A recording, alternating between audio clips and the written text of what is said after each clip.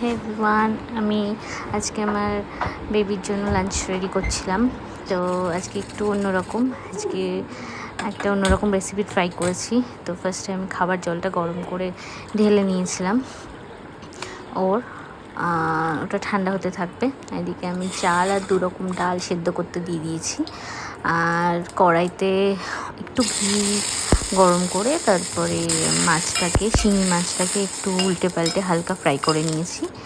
তারপরে ওটা ফ্রাই করে তুলে নেওয়ার পরে এবার আমি কড়াইতে আরেকটু ঘি দিয়ে সেই ঘিটা গরম হওয়ার পরে একটু আমি এখানে 1 থেকে 2 জিরে ফোড়ন দেব, জাস্ট একটু টেস্টগুলোকে এনহান্স করার জন্য আর কি। তো জিরে ফোড়ন দেওয়ার পর আমি উচ্ছেকে ভেজে নিয়েছি। এখানে 2 রকম সবজি আছে, উচ্ছে আর পেঁপে দিয়েছি। উচ্ছে আর পেঁপেটাকে একটু ফ্রাই করে নিয়েছি।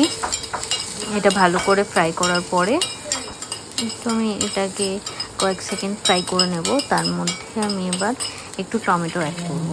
টমেটো অ্যাড করার পরে আমি একটু হলুদও অ্যাড করে নিয়েছি। এরপরে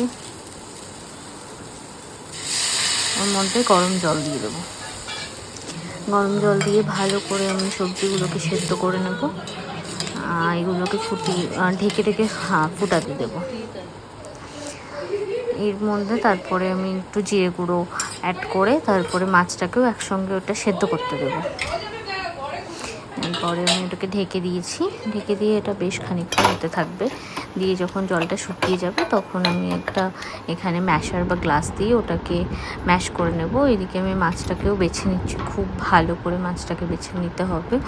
এরপরে মাছটা আমি ওই সবজির মধ্যে অ্যাড করে দেবো। অ্যাড করে দিয়ে এটা আর কিছুক্ষণ আমি ফুটাবো যাতে ভালো করে ওর সাথে মিক্স হয়ে যায়। তো এটা আমি মিশিয়ে নিয়ে তারপরে ওর মধ্যে গরম জল দিয়ে দেবো। এরপরে ওটা মিক্স করে নেবো। এদিকে আমার ভাতটাও এদিকে রেডি হয়ে গেছে। তো ভাতটাকেও একটু জলই রেখেছি, যেহেতু একটা নতুন রেসিপি ট্রাই করাচ্ছি, তো একটু যাতে ইজিলি খেতে পারে, তো এটাকে একটু জল রেখেছি। আর আজকে আমি সব কিছু মিক্স করেই মোটামুটি দেব। তো আমি ওর তরকারিটাও এখানে একসঙ্গে একই বাটিতে তুলে নিচ্ছি। এবার এটাকে মোটামুটি মিক্স করে ওকে খাওয়াবো।